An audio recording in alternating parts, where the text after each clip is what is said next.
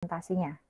Kalau ada yang mau bertanya, nanti silakan langsung diklik tombol raise hand-nya ya, karena setelah kelompok penyaji menjelaskan isi artikelnya, saya langsung menuju kepada penanya ya. Baik, untuk kelompok 10 saya persilahkan untuk mulai presentasinya.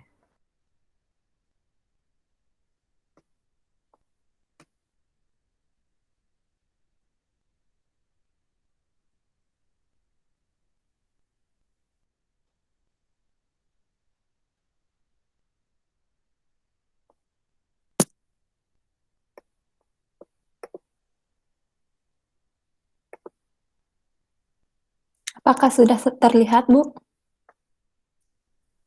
Oke, sudah terlihat.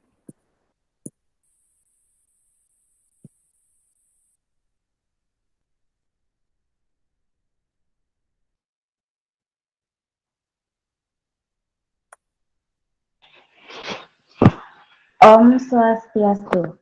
Selamat pagi kepada Ibu Ayu Suryandari, SEMSI AKCA, selaku dosen pengempu mata kuliah Seminar Akuntansi dan teman-teman semuanya. Kami dari kelompok 10 akan mempresentasikan sebuah jurnal dengan judul Pengaruh Kepemilikan Manajerial, Kepemilikan Institusional, Kebijakan Dividen, dan Investment Opportunity Set terhadap nilai perusahaan pada perusahaan manufaktur yang terdaftar di Bursa Efek Indonesia tahun 2016 sampai 2018 yang disusun oleh Nenyoman Yuningsih dan Nilo Gede Novitasari yang dari Fakultas Ekonomi dan Bisnis Universitas Mahasiswati Denpasar. Sebelum itu, izinkan kami untuk memperkenalkan diri kami sendiri. Dengan saya sendiri, Trimika Sari, absen 33 sebagai moderator dan pemateri kedua, dan rekan saya Niwayan Wulan Oktia Purnama, absen 28 sebagai pemateri pertama, serta Putu Paradita Megayanti Fitriani, absen 30 sebagai pemateri ketiga. Untuk mempersingkat waktu, mari kita kepada pemateri pertama. Untuk pemateri pertama, dipersilahkan. Terima kasih atas waktunya. Yang pertama, latar belakang. Tujuan setiap perusahaan, baik perusahaan go publik maupun perusahaan bukan go publik, adalah meningkatkan nilai perusahaan. Dalam proses memaksimalkan nilai perusahaan, akan muncul konflik kepentingan antara manajer dan pemegang saham yang sering disebut dengan agency problem.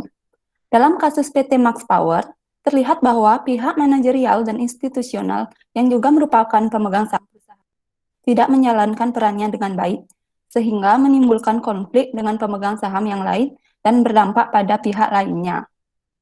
Adapun beberapa faktor yang mempengaruhi nilai perusahaan, diantaranya kepemilikan manajerial, kepemilikan institusional, kebijakan dividen, dan investment opportunity set.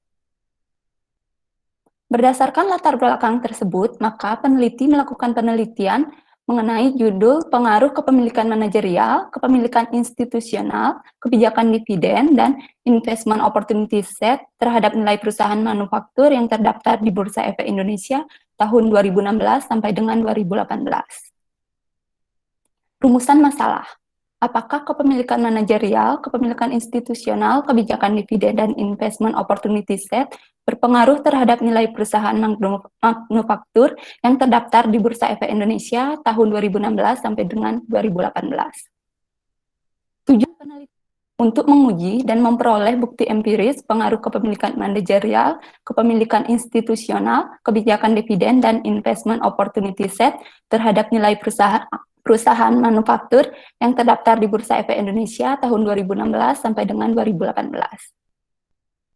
Landasan teori. Dalam penelitian ini menggunakan dua teori. Yang pertama, teori keagenan, yang merupakan salah satu teori yang berhubungan dengan kepemilikan manajerial dan kepemilikan institusional. Teori ini mengakibatkan hubungan yang asimetri antara pemilik dan pengelola. Untuk menghindari terjadi hubungan yang asimetri tersebut, dibutuhkan struktur kepemilikan, yaitu kepemilikan manajerial dan kepemilikan institusional yang bertujuan untuk menjadikan perusahaan menjadi lebih sehat. Yang kedua, teori sinyal, merupakan isyarat perusahaan kepada investor tentang bagaimana manajemen memandang prospek perusahaan. Teori ini menunjukkan adanya asimetri informasi antara manajemen perusahaan dan berkepentingan dengan informasi tersebut. Berikut adalah model penelitian di mana nilai perusahaan sebagai variabel terikat dipengaruhi oleh 4 variabel bebas, yaitu kepemilikan manajerial, kepemilikan institusional, kebijakan dividen, dan investment opportunity set. Hipotesis dalam penelitian ini, H1, kepemilikan manajerial berpengaruh positif terhadap nilai perusahaan. H2, kepemilikan institusional berpengaruh positif terhadap nilai perusahaan. H3, kebijakan dividen berpengaruh positif terhadap nilai perusahaan. Dan H4, investment opportunity set berpengaruh positif terhadap nilai perusahaan. Sekian presentasi dari saya, dilanjutkan oleh rekan saya.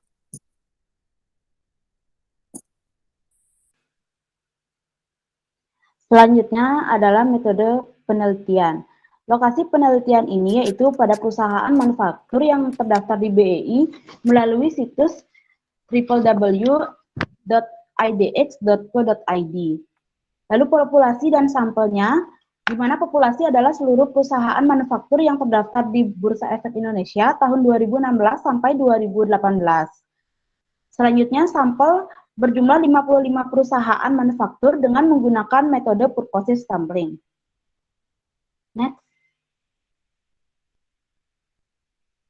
Selanjutnya adalah definisi operasional variabel. Yang pertama adalah kepemilikan manajerial, di mana jumlah saham manajerial dibagi jumlah saham yang beredar dikali 100%.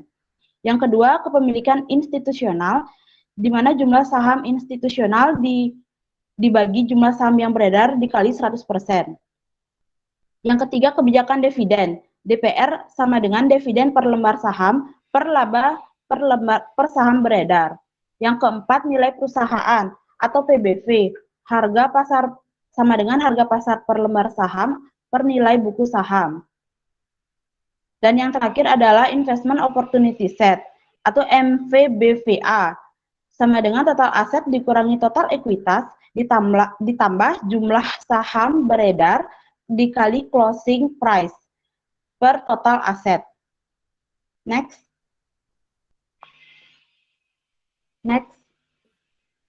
Teknik analisis data yang pertama adalah uji statistik deskriptif. Next.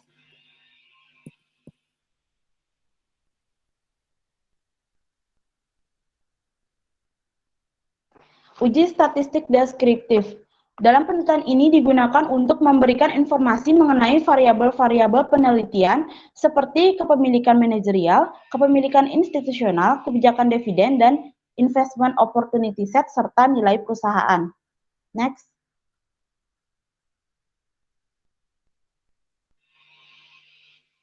Uji normalitas. Pada tabel ini menunjukkan bahwa hasil uji normalitas menunjukkan taraf signifikan sebesar 0,200 di mana nilai asim 0,200 di mana nilai asim side to tail lebih besar daripada alfa ditetapkan sebesar 0,05. Hal ini berarti bahwa nilai residu terdistribusi secara normal. Next.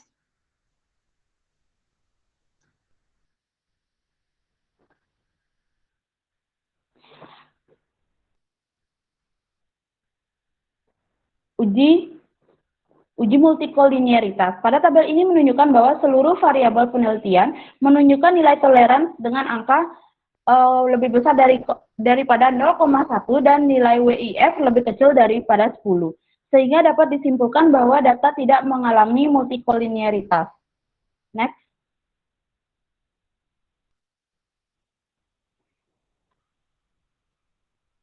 Uji autokorelasi.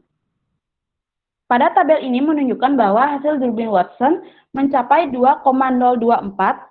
Berdasarkan tabel Durbin-Watson, diketahui DU sama dengan 1,740, merujuk pada rumus DU kurang dari D kurang dari 4 min DU, atau dengan angka 1,740 kurang dari 2,024 kurang dari 2,260. Maka dapat disimpulkan tidak ada serial autokorelasi tidak positif, baik positif maupun negatif. Next.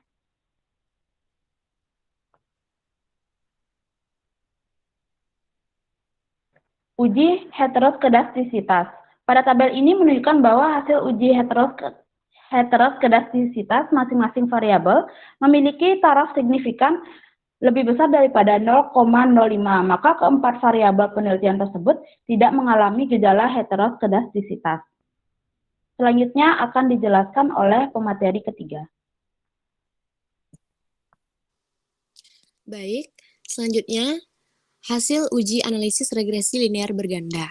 Berdasarkan hasil uji analisis regresi linear berganda, maka dapat dibentuk persamaan regresi, yaitu nilai perusahaan yang diproksikan sebagai NP sama dengan 0,002 minus 0,757 km atau kepemilikan manajerial, minus 0,876 KI atau kepemilikan institusional, plus 0,034 KD atau kebijakan dividen, plus 1,901 IOS atau Investment Opportunity Set. Maksud dari persamaan tersebut yaitu yang pertama, nilai konstanta sebesar 0,002 berarti bahwa jika seluruh variabel bebas dinyatakan konstan pada angka 0, maka nilai perusahaan sebesar 0,002%. Yang kedua, nilai koefisien investment opportunity set sebesar 1,901 yang artinya apabila investment opportunity set meningkat satu satuan, maka nilai perusahaan meningkat sebesar 1,901% dengan asumsi variabel bebas lainnya konstan. Next. Selanjutnya, ada hasil uji kelayakan model. Yang pertama, koefisien determinasi atau R2. Berdasarkan tabel 5.7 diperoleh hasil adjusted R2 sebesar 0,943. Hal ini menunjukkan bahwa 94,3% variabel nilai perusahaan dipengaruhi oleh kepemilikan manajerial, kepemilikan institusional, kebijakan dividen, dan investment opportunity set, sedangkan sisanya sebesar 5,7% dipengaruhi oleh variabel lain di luar penelitian ini. Next. Yang kedua ada uji F. Berdasarkan tabel 5.8 menunjukkan bahwa nilai F hitung sebesar 218,837 dengan tingkat signifikansi sebesar 0,000 lebih kecil dari 0,05 sehingga dapat disimpulkan bahwa kepemilikan manajerial, kepemilikan institusional, kebijakan dividen dan investment opportunity set secara bersama-sama berpengaruh terhadap nilai perusahaan. Sehingga hasil ini berarti model yang dihipotesiskan sesuai atau model tersebut mampu untuk menjelaskan data sampel yang ada. Next.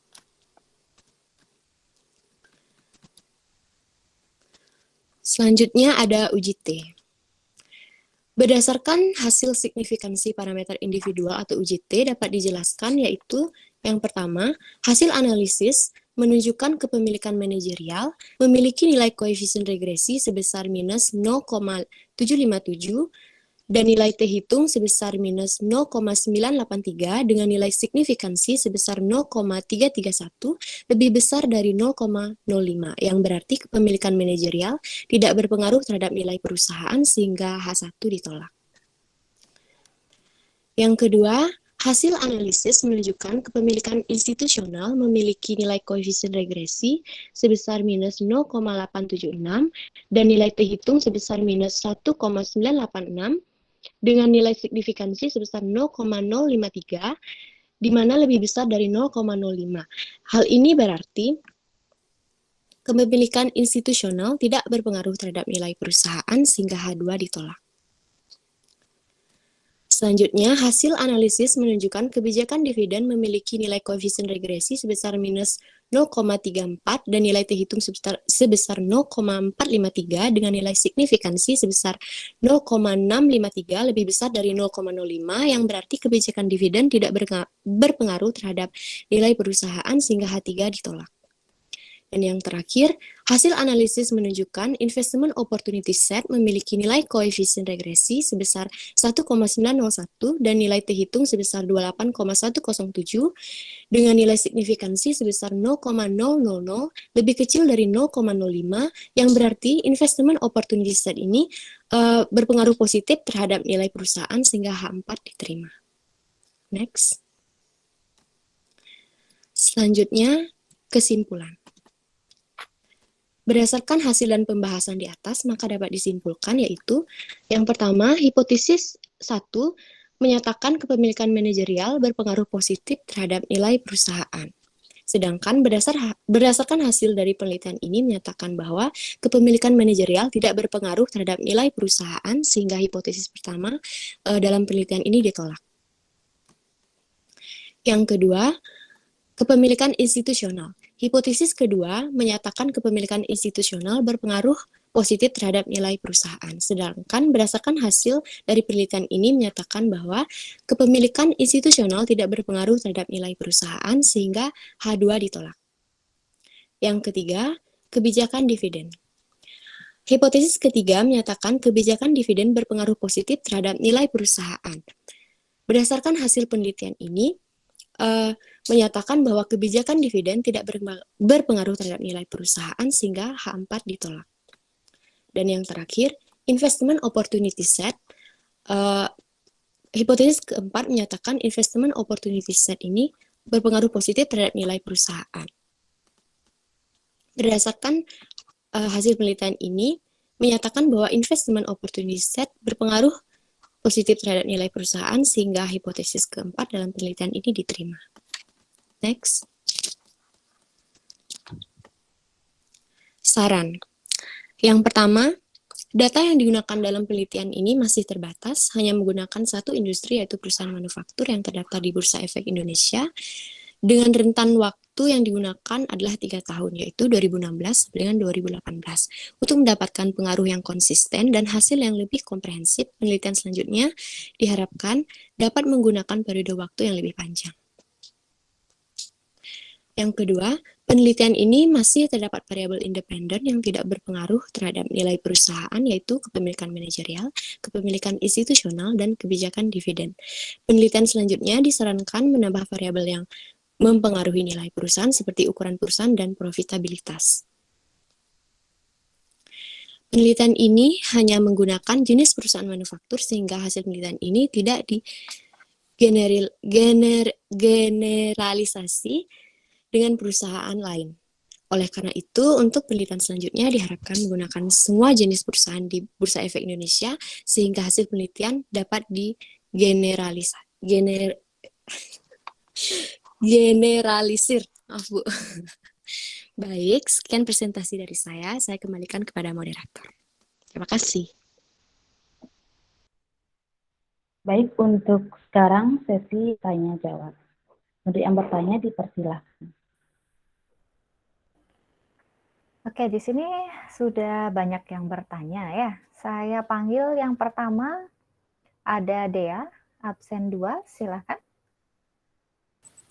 Baik, terima kasih atas waktunya. Di sini saya ingin bertanya, coba deskripsikan mengapa kepemilikan manajerial tidak berpengaruh terhadap nilai perusahaan. Terima kasih.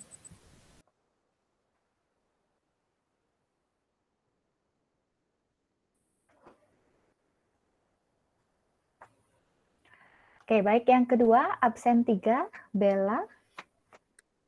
Baik, perkenalkan nama saya Anagong Isi Bella Jayanti, absen 3 yang ingin saya tanyakan bagaimana hubungan teori sinyal dengan nilai perusahaan. Terima kasih.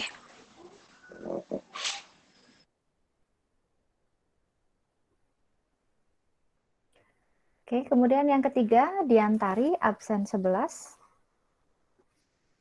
Baik, di sini pertanyaannya, apa yang menjadi keterbatasan dalam penelitian ini sehingga muncul beberapa saran yang dituliskan oleh penulis? Terima kasih.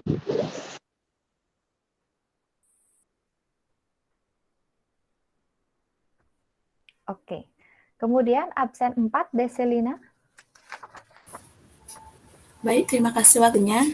Di sini saya ingin bertanya, mengapa investment opportunity set berpengaruh positif terhadap nilai perusahaan? Terima kasih.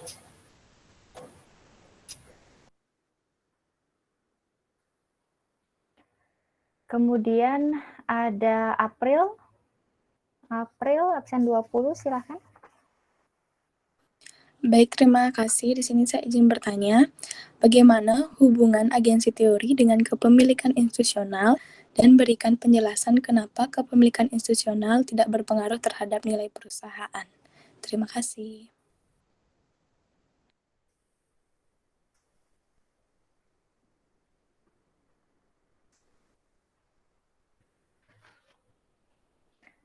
Oke, berikutnya ada Natalia, absen 9.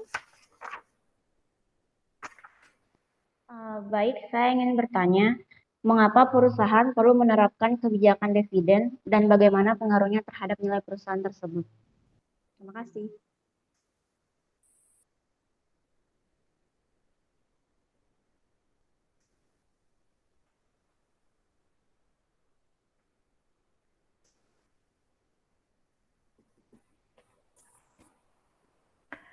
Oke, baik, sudah ada 6 penanya ya terkait dengan nilai perusahaan, di mana variabelnya di sini adalah kepemilikan manajerial, kepemilikan institusional, kebijakan dividen, dan IOS. Ya, jadi hampir semua variabel ya sudah ada yang bertanya terkait dengan nilai perusahaan maupun terhadap hasil penelitiannya. Di sini saya cuma mau menambahkan pertanyaan terkait dengan kepemilikan manajerial dan kepemilikan institusional. Ya, karena variabel itu apakah itu berdampak kepada sampel yang diambil oleh si peneliti. Jadi terkait dengan variabel kepemilikan manajerial dan kepemilikan institusional, apakah itu berpengaruh terhadap purposive sampling dalam penelitian ini.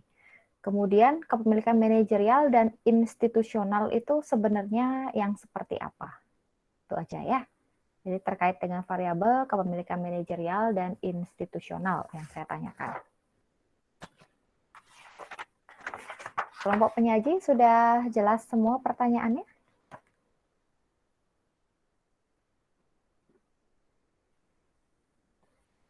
Sudah? Sudah, Bu.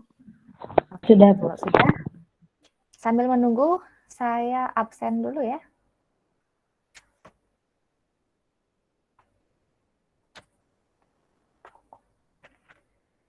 Absen 1, Hadir, Bu. 2, Hadir, Bu. hadir. 3, Hadir, Bu. 4, Hadir, Bu. 5, Hadir, Bu. 6, Hadir, Bu. 7, Hadir, Bu. 8, Hadir, Bu. 9, Hadir, Bu. 10, Hadir, Bu. 11, Hadir, Bu.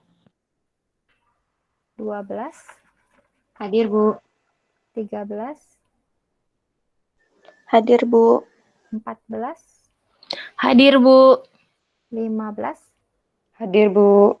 16, Hadir, Bu.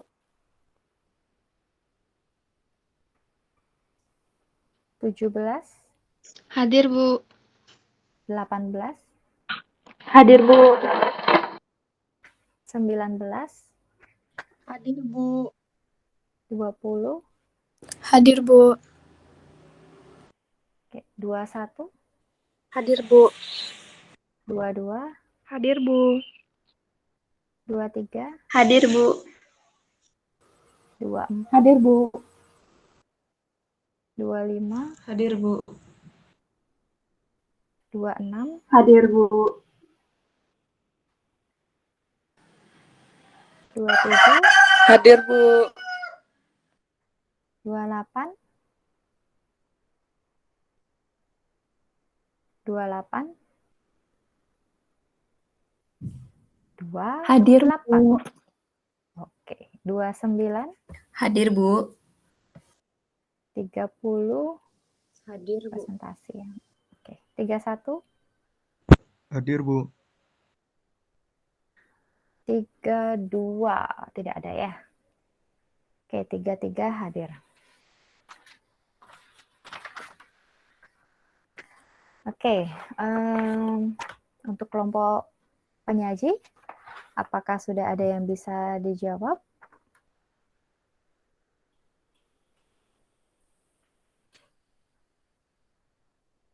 Sebentar, Ibu. Oke, kalau sudah ada yang bisa dijawab, nanti silakan langsung dijawab ya. Baik, Bu.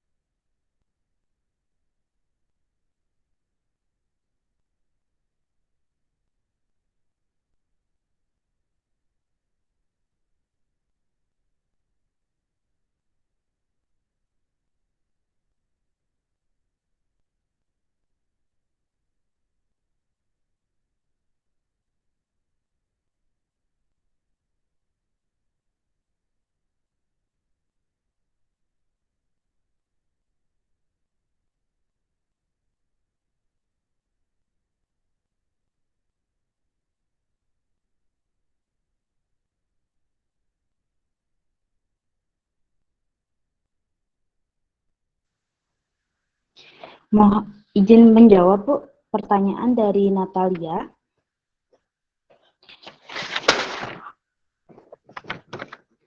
Pertanyaannya, mengapa perusahaan perlu menerapkan kebijakan dividen dan bagaimana pengaruhnya terhadap nilai perusahaan?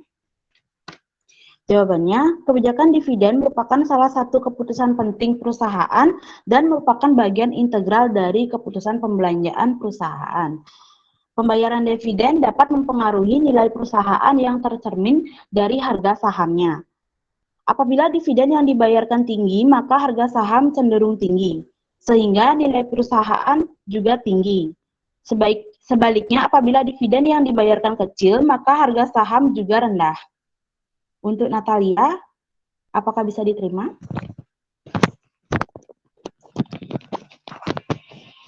Bisa diterima. Terima kasih. Baik, terkait dengan kebijakan dividen. Kenapa perusahaan menerapkan kebijakan dividen? Karena kebijakan dividen ini termasuk suatu informasi yang membuat investor itu bereaksi ya. Jadi investor bereaksi secara umum, reaksi investor adalah positif, di mana mereka menganggap bahwa dividen yang dibagikan oleh perusahaan itu dianggap sebagai good news ya, karena dianggap kinerja perusahaan itu semakin baik. Tetapi kalau pertanyaannya apakah wajib perusahaan itu memberikan dividen? Itu tidak wajib. Ya, jadi itu tergantung dari rapat umum pemegang sahamnya. Ketika di rapat umum pemegang saham memang diputuskan untuk memberikan dividen, maka perusahaan akan memberikan dividen. Tetapi walaupun misalnya perusahaan itu memiliki memiliki profitabilitas yang tinggi, tetapi ketika dalam rapat umum pemegang saham memang tidak diputuskan untuk memberikan dividen, ya tidak diberikan dividen seperti itu. Ya, jadi salah satunya kaitannya ke IOS. Jadi ada kesempatan berinvestasi sehingga laba itu tidak dibagikan kepada para investornya. Kemudian kaitannya ke nilai perusahaan. Jadi kalau investor menerima informasi terkait dengan kebijakan dividen perusahaan, itu mereka akan menganalisis informasi tersebut apakah termasuk good news ataukah bad news, kemudian mereka akan bereaksi. Jadi reaksi investor itu bisa dalam kaitannya ke membeli saham ataukah dia menjual saham. ketika mereka menganggap bahwa itu adalah good news, kemudian mereka bereaksi positif dengan membeli saham, jadi semakin banyak yang ingin membeli dengan tawaran yang terbatas, maka harga saham akan semakin meningkat.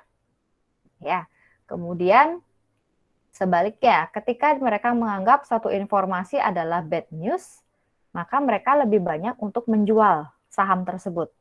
Semakin banyak yang ingin menjual, kemudian lebih sedikit yang ingin membeli, maka harga saham akan semakin menurun. Jadi penurunan harga saham akan menyebabkan penurunan dari nilai perusahaan, gitu ya. Tapi di sini di hasilnya kebijakan dividen ini tidak berpengaruh ya terhadap nilai perusahaan. Jadi belum tentu sebenarnya perusahaan yang membagikan dividen yang tinggi belum tentu direaksi oleh investor sebagai good news. Bisa aja mereka bereaksi sebaliknya. Karena apa? Ketika perusahaan membagikan dividen yang terlalu tinggi, maka ada sejumlah investor yang menyatakan bahwa mereka terlalu berfoya-foya dan kurang memikirkan masa depan perusahaan. Jadi harusnya profitabilitas yang tinggi itu bisa mereka gunakan untuk diinvestasikan kembali ke dalam perusahaan. Seperti itu. Ya, jadi dalam teori kebijakan dividen itu ada banyak pandangan ya. Ada yang memandang bahwa semakin tinggi, misalnya birds in the hands theory itu menyatakan semakin banyak jumlah dividen yang dibagikan, maka investor akan lebih menyukai. Tapi ada kebijakan dividen yang lain, misalnya Krintel teori, itu mereka malah nggak suka dividen yang terlalu tinggi, karena dianggap perusahaan itu tidak mementingkan going concern perusahaan ke depannya, gitu ya.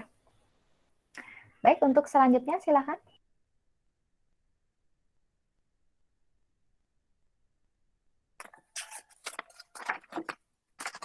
Baik, selanjutnya saya akan mencoba menjawab pertanyaan dari Deselina. Pertanyaannya, mengapa iOS berpengaruh positif terhadap nilai perusahaan?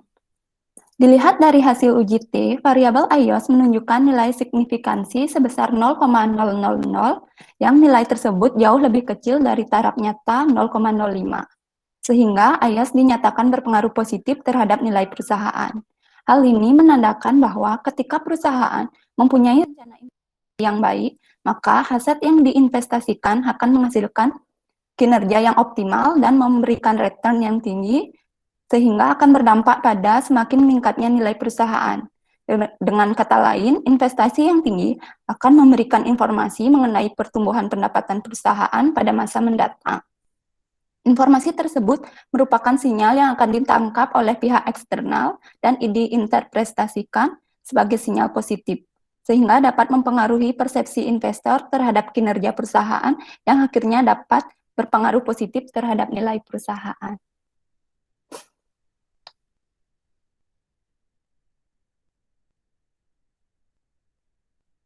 Untuk Deselina, apakah bisa diterima? Bisa, Ulan. Terima kasih. Oke, baik. Jadi kaitannya ke iOS ya. Jadi iOS itu kan kesempatan berinvestasi dari perusahaan. Ketika perusahaan itu memanfaatkan kesempatan berinvestasi, itu artinya perusahaan memikirkan masa depan perusahaan, gitu ya. Sehingga investor yang mengetahui bahwa perusahaan itu melakukan iOS-nya atau berinvestasi untuk masa depan perusahaan, itu akan dianggap memiliki kinerja yang jauh lebih baik. Sehingga mereka menganggap itu sebagai good news. Sehingga akan meningkatkan harga sahamnya. Gitu ya. Hasilnya juga positif ini ya. Oke, baik. Selanjutnya.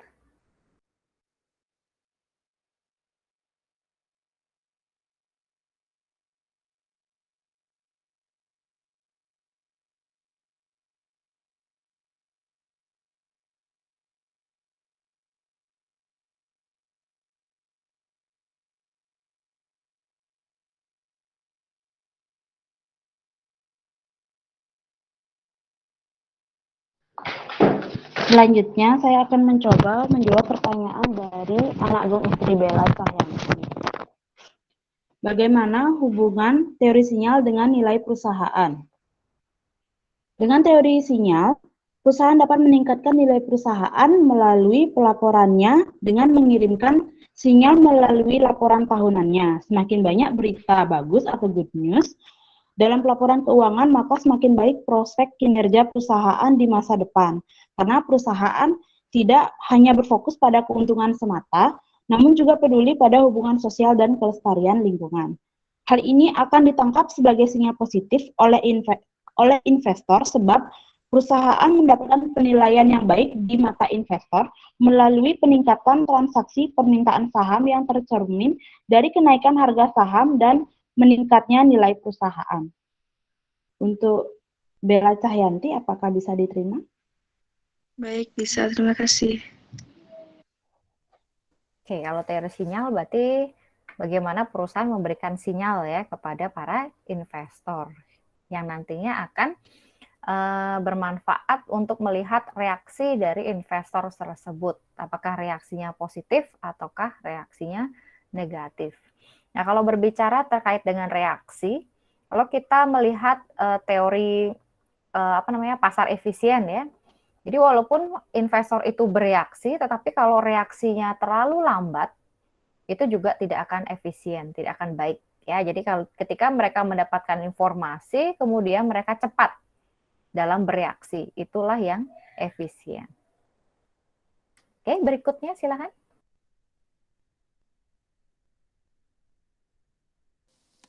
Baik. Izin menjawab Bu pertanyaan dari Gung Dea.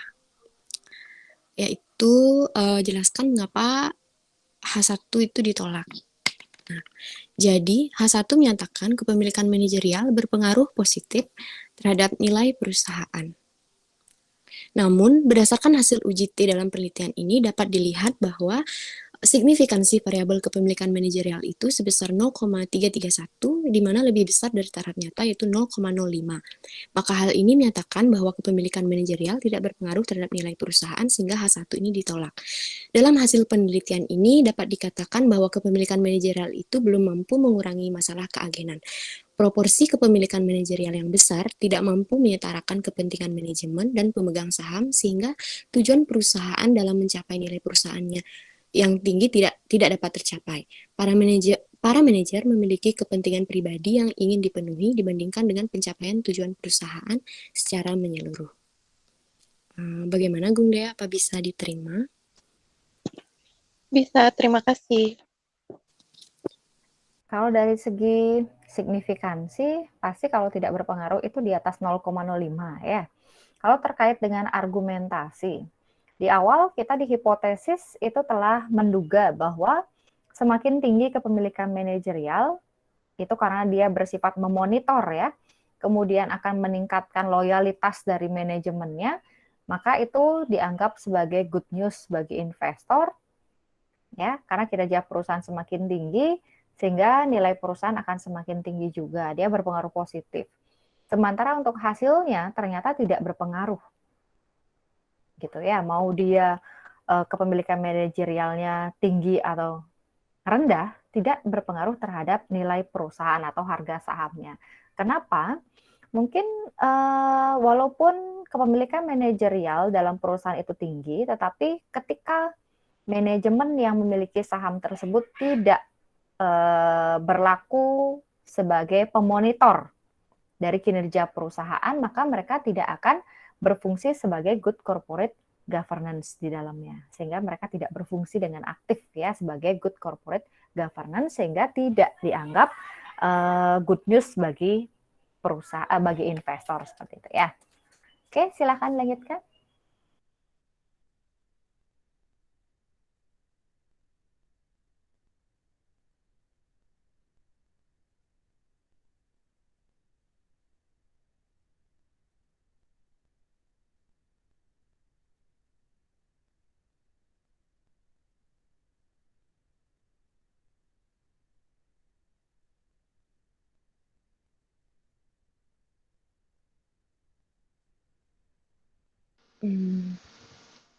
Baik, izin jawab pertanyaan dari April. Bagaimana hubungan agensi teori dengan kepemilikan institusional dan berikan penjelasan mengapa kepemilikan institusional itu tidak berpengaruh terhadap nilai perusahaan. Jadi, kepemilikan institusional adalah kepemilikan saham suatu perusahaan oleh institusi atau lembaga seperti perusahaan asuransi, bank, perusahaan investasi, dan kepemilikan institusi lainnya. Teori keagenan menyatakan bahwa hubungan keagenan adalah sebuah kontrak antara manajer atau agen dengan investor atau prinsipal. Jadi, kaitannya antara teori keagenan dengan kepemilikan institusional, yaitu agensi teori mengemukakan untuk mengatasi agensi problems dalam pengelolaan perusahaan diperlukan suatu mekanisme pengendalian yang dapat menyejajarkan kepentingan manajer dan pemegang saham. Kepemilikan saham oleh manajer diharapkan dapat mensejajarkan kepentingan tersebut. Untuk itu, manajemen diberikan kekuasaan untuk membuat keputusan bagi kepentingan terbaik pemegang saham, maka manajemen wajib mempertanggungjawabkan semua upayanya kepada pemegang saham. Yang kedua itu, mengapa kepemilikan institusional itu tidak berpengaruh? Jadi, kepemilikan institusional tidak berpengaruh terhadap nilai perusahaan disebabkan karena kepemilikan institusional yang merupakan pemilik mayoritas cenderung berpihak pada manajemen dan mengarah pada kepentingan pribadi sehingga mengabaikan pemegang saham minoritas. Hal ini direspon negatif oleh pasar. Nah, selain itu, investor institusional adalah pemilik sementara yang terfokus pada laba sekarang. Jadi, jika laba sekarang dirasa tidak memberi keuntungan, maka pihak institusi akan menarik sahamnya dan tentu berakibat pada nilai perusahaan. Oleh karena itu, kepemilikan institusional belum mampu menjadi mekanisme yang meningkatkan nilai perusahaan. Bagaimana, April? Apa bisa diterima? Baik, bisa diterima. Oke, berarti kaitannya ke kepemilikan institusional ya. Kalau kita kaitkan dengan agensi teori, kita tahu bahwa di agensi teori itu ada konflik ya antara prinsipal dengan agent. Nah, kemudian bagaimana cara untuk mengurangi yang namanya konflik kepentingan antara prinsipal dengan agent? Salah satunya adalah ada yang disebut dengan good corporate governance. Ya, mekanisme dari good corporate governance, kalian bedakan antara mekanisme GCG dengan prinsip GCG. Ya, kalau prinsip GCG kan ada tarik ya, transparansi, akuntabilitas, responsibilitas, independensi, dan kewajaran. Sementara kalau mekanisme GCG, itu salah satunya adalah kepemilikan manajerial, kepemilikan institusional, kemudian ada komite audit, komisaris independen, dan lain sebagainya. Itu disebut dengan mekanisme good corporate governance. Nah, disitulah konflik kepentingan itu mampu untuk diturunkan. Karena tujuan dari GCG itu adalah memonitor kinerja dari si agent ini agar jauh lebih dipercaya oleh si prinsipal. Gitu ya. Kalau kaitannya kenapa dia tidak berpengaruh, saya rasa sama ya. Karena kepemilikan institusional dalam perusahaan tugasnya adalah memonitor perusahaan, tapi ketika si institusi ini memang tidak berperan aktif dalam memonitor perusahaan, maka dia tidak akan berkinerja. Tidak ada kaitannya kepada nilai perusahaan. Gitu ya. Masih ada satu dari Diantari, silakan.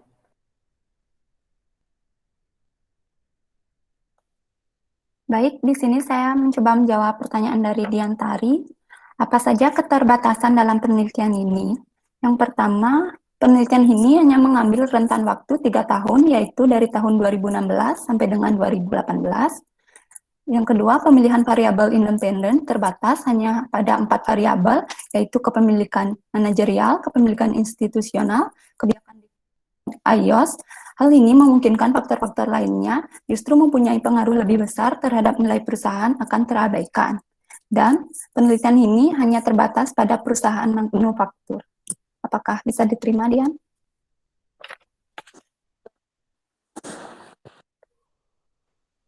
Coba diulang, keterbatasan yang pertama itu karena apa? Karena jangka waktunya terbatas. Apa yang menyebabkan dia membuatnya terbatas? Kenapa nggak dibuat lebih panjang aja?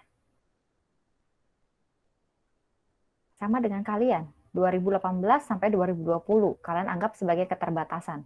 Terus kenapa nggak kalian panjangin aja dari sekarang? Saya minta kalian 10 tahun deh. 2010 sampai 2020. Mau nggak?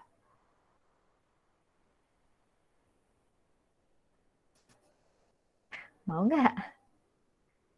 Biar nggak ada Enggak, Bu. keterbatasan lagi. Biar nggak ada keterbatasan. Nanti deskripsi di bagian keterbatasan kalian bilang, tidak ada keterbatasan yang saya miliki dalam pembuatan skripsi ini. Skripsi saya sudah sempurna. Dilihat dari jumlah tahun, udah 10 tahun. Dilihat dari lokasi penelitian, sudah semua perusahaan yang terdaftar di Bursa Efek Indonesia. Jadi saya nggak punya keterbatasan sama sekali. Sehingga saya tidak memberikan saran apa-apa untuk peneliti berikutnya. Itu gimana? Boleh nggak saya bilang gitu nanti kalau saya buat penelitian?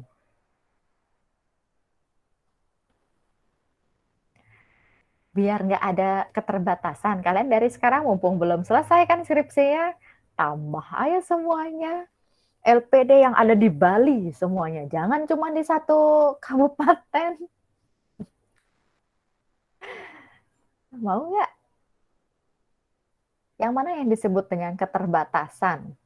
Ya, kalau misalnya kalian memang kenapa harus menggunakan perusahaan manufaktur? Kalian punya alasan kan? Kalian biasanya di bab 4 kan isi penjelasan. Kenapa harus perusahaan manufaktur? Karena perusahaan bla bla bla bla segala macam. Ya, dan saya sudah katakan bahwa tidak semua penelitian itu malah bagus ketika digunakan semua perusahaan yang terdaftar di Bursa Efek Indonesia. Jadi mereka memiliki karakteristiknya masing-masing. Seperti itu. Misalnya kenapa kalian pilih LQ45? Karena perusahaan LQ45 itu yang paling liquid. Gitu misalnya. Jadi kalau untuk nilai harga saham itu lebih cocok digunakan LQ45. Kemudian kenapa perusahaan perbankan? Karena segala macam mereka itu berbeda dengan perusahaan yang lain. Perbankan itu jauh lebih ketat regulasinya. Kemudian kalau kalian bilang manufaktur karena dia lebih kompleks, ya kan? Kadang-kadang ada pengukuran yang memang cocoknya hanya di satu segmen saja, nggak untuk semua perusahaan. Nggak bisa kalian bilang itu sebagai keterbatasan. Gitu ya. Jadi kalau kalian melihat keterbatasan, yang paling gampang adalah kalian melihat dari nilai adjusted R-square-nya atau Nagelkerk R-square-nya. Jadi itu artinya kan berapa persen variabel terikat kalian itu mampu diprediksi oleh variabel bebasnya. Misalnya hanya 27%, masih ada lagi 73% gitu, dipengaruhi oleh variabel lain. Nah itulah tempat kalian menyatakan itu keterbatasan kita. Sehingga sarannya bisa menggunakan variabel yang lain. Gitu. Atau misalnya hasilnya ada yang tidak berpengaruh, ya kan? Hasilnya ada yang nggak berpengaruh. Sementara penelitian yang lain itu ada yang hasilnya berpengaruh. Sehingga sarannya untuk penelitian berikutnya, gunakanlah variabel moderasi. Jadi variabel moderasi itu kan latar belakangnya karena ketidakkonsistenan hasil penelitian sebelumnya. Ada yang positif, ada yang negatif, ada yang tidak berpengaruh. Berarti ada sesuatu nih yang mempengaruhi pengaruh dari X terhadap Y-nya. Gitu. Suruhlah dia atau sarankan mereka untuk menggunakan variabel moderasi. Jadi hati-hati dalam membuat keterbatasan ya. Keterbatasan penelitian itu berbeda dengan kemalasan penelitian. Kalau kalian bilang cuma 3 tahun tuh males berarti kalian. Kalau saya minta 10 tahun kenapa kalian nggak mau? Males kan? Kalian cuma pilih perusahaan perbankan. Kenapa nggak semuanya aja? Kalian nggak bisa jawab malah ya kan? Kalau kalian itu anggap sebagai keterbatasan. Cuma menggunakan LPD di Denpasar. Kenapa itu keterbatasan? Kalau itu keterbatasan dari awal kalian udah tahu itu terbatas. Kenapa nggak semua LPD di Bali? Kapan saya selesainya, Bu? Kapan selesainya skripsinya? Kalian jawab seperti itu. Kan itu kemalasan, bukan keterbatasan. Gitu ya, malah kalian memancing-mancing emosi dari si penguji nanti ya. Gitu ya. Oke, baik. Tinggal pertanyaan saya aja ya. Silakan untuk dijawab. Baik Bu, izin menjawab pertanyaan dari Ibu yang pertama, yaitu apakah kepemilikan manajerial dan kepemilikan institusional itu berpengaruh terhadap sampel atau purposive sampling. Jadi menurut kelompok kami berpengaruh, Bu. Jadi di penelitian ini tidak dijelaskan tentang kriteria sampelnya. Tetapi menurut kelompok kami, karena di sini menggunakan variabel kepemilikan manajerial dan kepemilikan institusional, jadi kriteria sampel yang dapat digunakan dalam penelitian ini yaitu perusahaan manufaktur yang memiliki data perusahaan yang lengkap terkait dengan variabel yang digunakan, yaitu kepemilikan manajerial dan kepemilikan institusional. Karena ada beberapa perusahaan yang datanya terkait dengan kepemilikan manajerial dan kepemilikan institusional itu tidak lengkap, Bu. Seperti itu. Sama nggak bahasa data tidak tersedia dengan lengkap dengan perusahaan yang memiliki kepemilikan manajerial dan institusional? Sama nggak artinya? Beda. Beda, ya. Anggap kalau yang pertama, data tersedia dengan lengkap. Kalau kalian lihat di annual report mereka, kalian lihat kepemilikan sahamnya, kepemilikan manajerialnya 0. Itu kan datanya lengkap berarti. Kalian tahu dia tidak memiliki kepemilikan manajerial. Itu artinya datanya lengkap. Ya, tetapi kalian nggak boleh mengisi 0. Kalian harus menjadikan sampel itu adalah perusahaan yang memiliki kepemilikan manajerial dan institusional. Jadi yang walaupun dia datanya tersedia dengan lengkap, kalian purposif lagi dengan memiliki kepemilikan manajerial dan institusional, gitu ya. Jadi beda ya antara dia harus punya kepemilikan manajerial dan institusional dengan data tersedia dengan lengkap, gitu ya. Oke, tadi pertanyaan saya lagi satu itu apa ya? Yang selanjutnya, Kepemilikan manajerial dan institusional ya. Ya, seperti apakah kepemilikan manajerial dan institusional itu? Nah, kepemilikan manajerial itu adalah persentase kepemilikan saham yang dimiliki oleh direksi, manajer, dan dewan komisaris. Dan kepemilikan institusional itu adalah kepemilikan saham suatu perusahaan oleh institusi atau lembaga seperti perusahaan asuransi, bank, perusahaan investasi, dan kepemilikan institusional lainnya. Seperti itu, Bu. Oke. Berarti kalau kepemilikan manajerial, kalian tinggal lihat apakah nama-nama yang tertera itu merupakan bagian dari direksi. Ya, direksi perusahaan atau komisarisnya.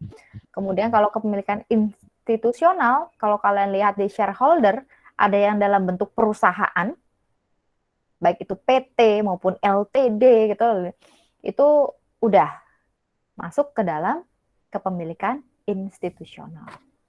Ya, jadi kepemilikan manajerial, institusional merupakan bagian dari mekanisme good corporate governance. Oke, sudah semua terjawab untuk pertanyaannya. Kira-kira ada yang masih ingin kita bahas terkait dengan artikel nilai perusahaan?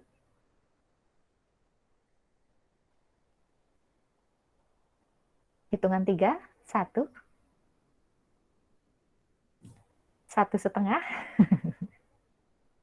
2, 3. Oke, berarti sudah sangat pintar ya terkait dengan artikel. Tinggal ujian skripsi aja berarti ya.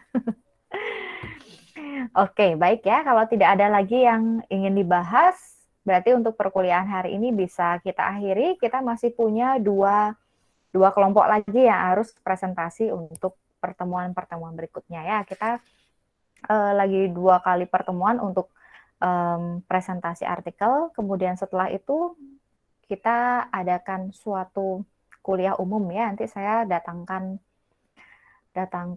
dosen tamu, tapi bukan dari Korea, bukan BRS dan lain sebagainya ya.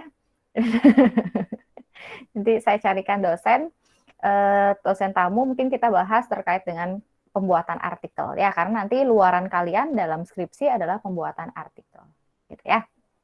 Oke, baik ya. Untuk perkuliahan hari ini bisa kita akhiri ya. Saya ucapkan selamat pagi. Pagi, Bu. Pagi, Bu.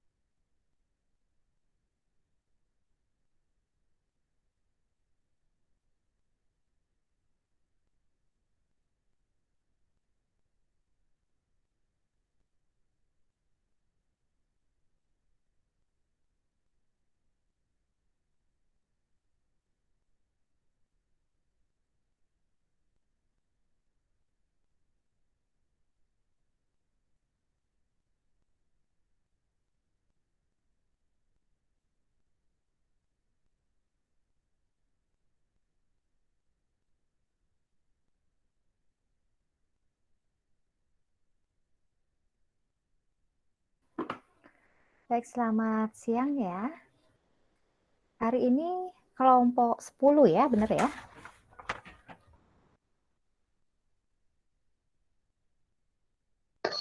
Iya, Bu.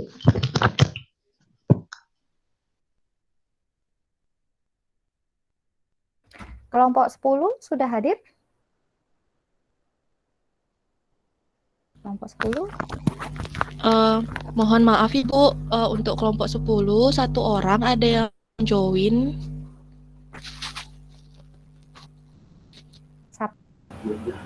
Satu orang aja? Iya Ibu. Untuk anggotanya 2 orang?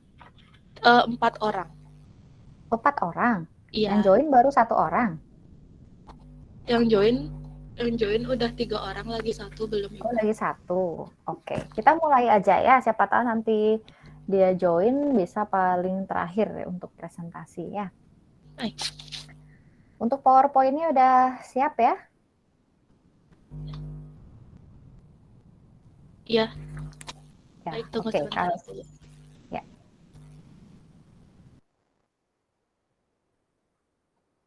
Kalau sudah siap, saya persilakan untuk mulai.